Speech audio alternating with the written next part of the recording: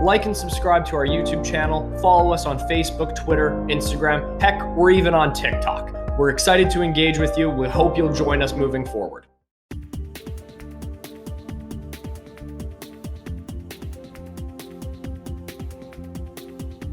Hi everyone, it's Andrew with the Market Mindset. Today we're joined by Brad Kitchen, who's the CEO of Secova Metals Corp.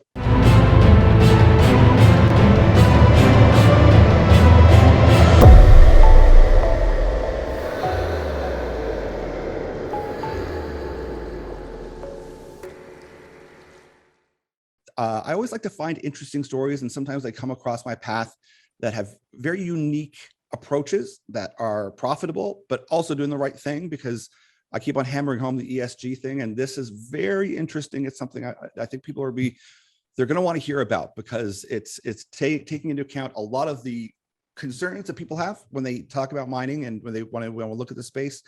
And we're fixing a lot of problems that are already out there, but there's some money to be made here as well. So I don't want to steal your thunder, but hopefully that's a good enough intro. Brad, I really appreciate you being here to tell us about it. How is it going today? Andrew, it's going very well now that I'm talking with you.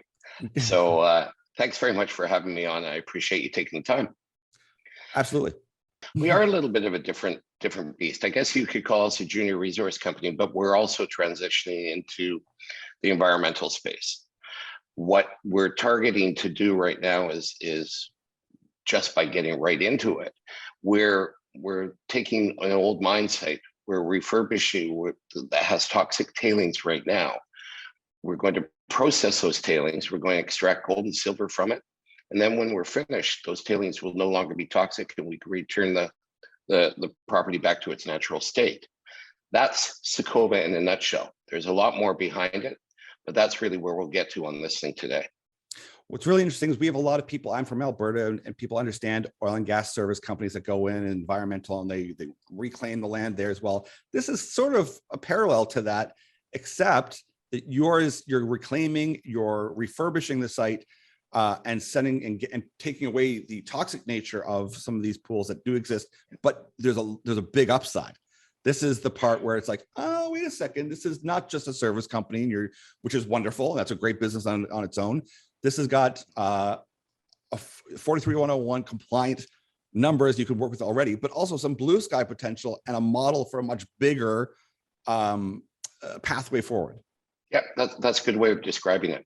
So in effect, what we've done is we've just acquired the Montauban mine, which is an abandoned mine that was in operations from 1919 to 1990. It's in an absolute beautiful part of the world.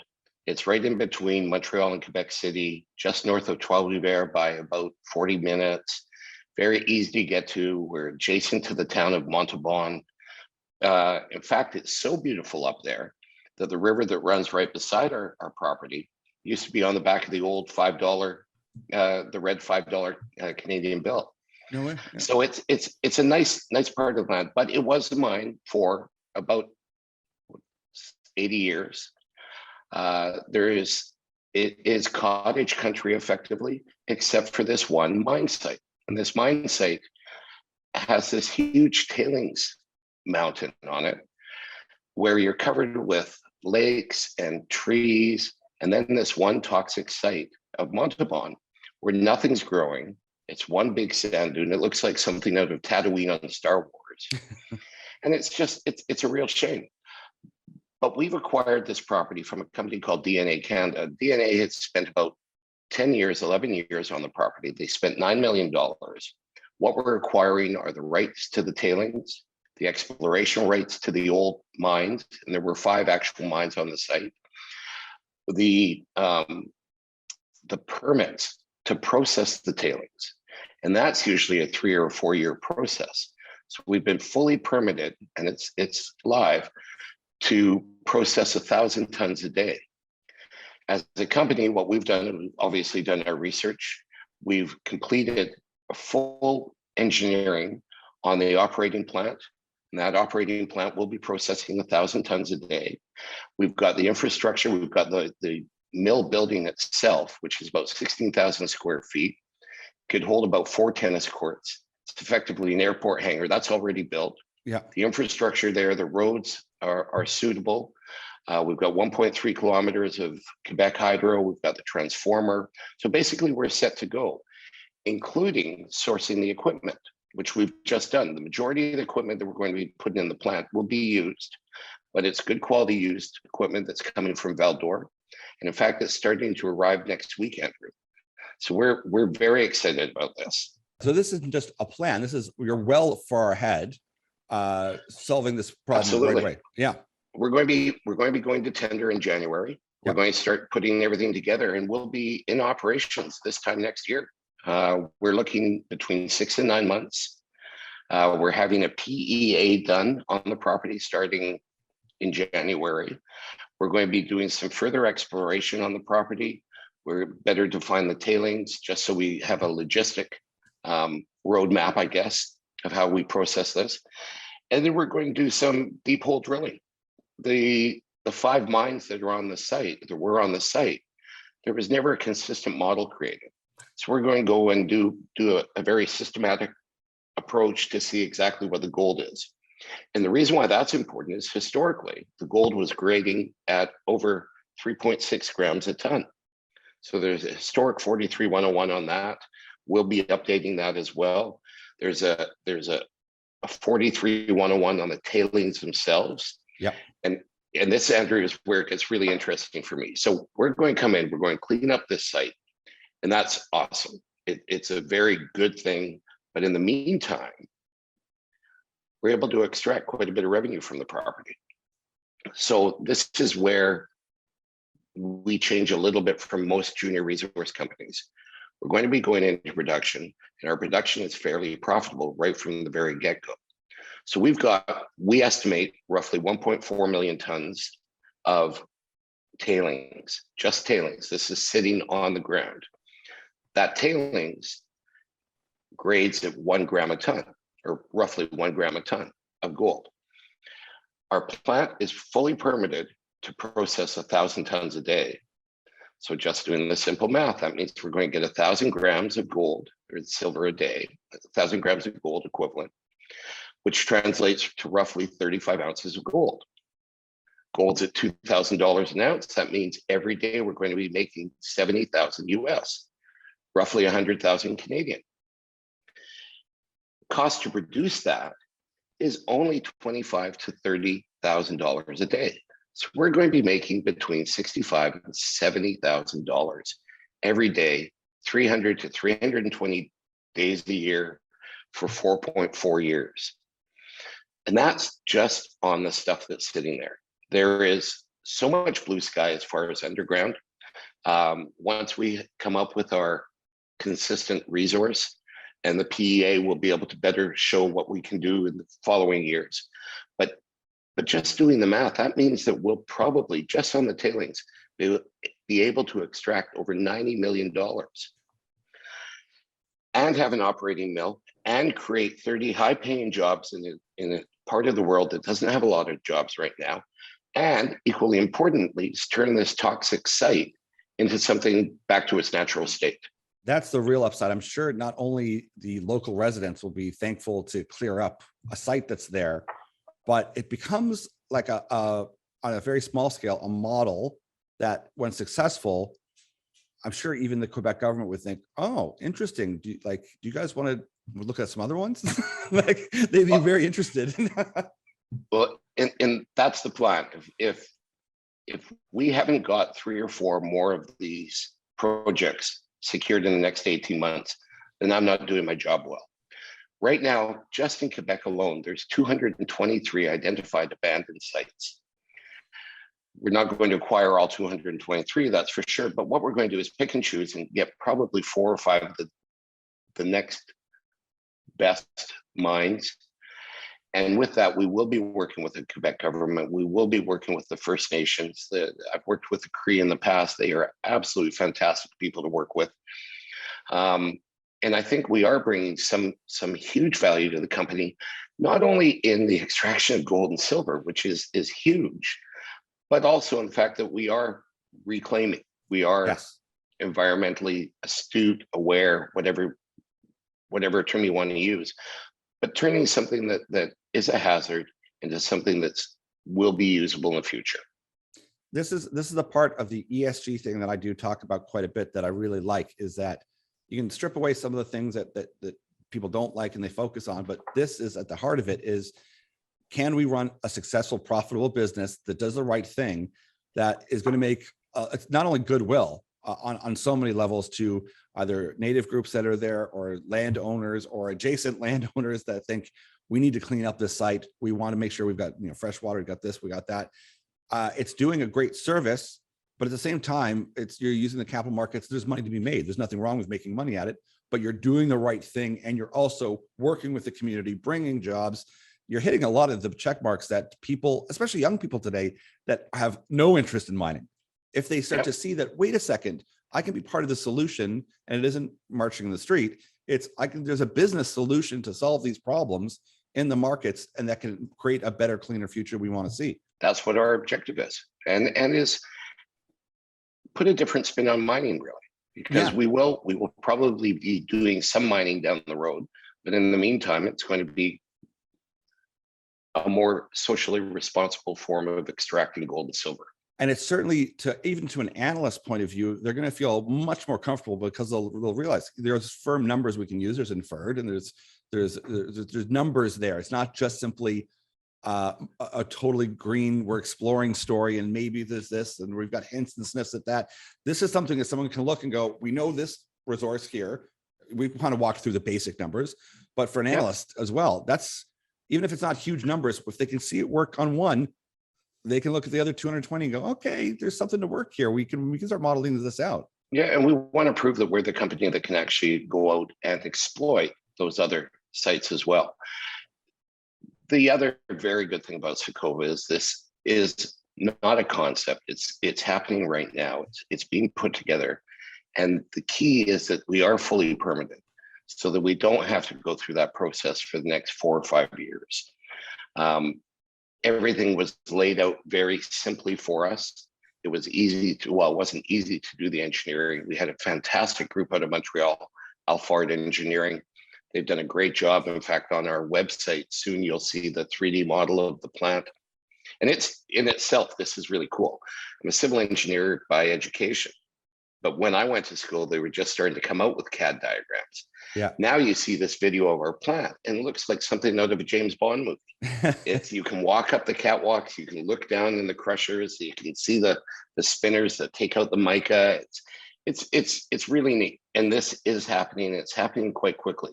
So you're going to see a lot. We've played under the radar, I guess. Yeah. For a lot for the last 2 years, but now we're coming out. We haven't done any marketing. We're going to start to get our name out there. We're doing some fun things that you wouldn't see most mining companies do. One of these things, Andrew, we didn't talk about, but we're actually going to sponsor the E1 race car race in Vancouver.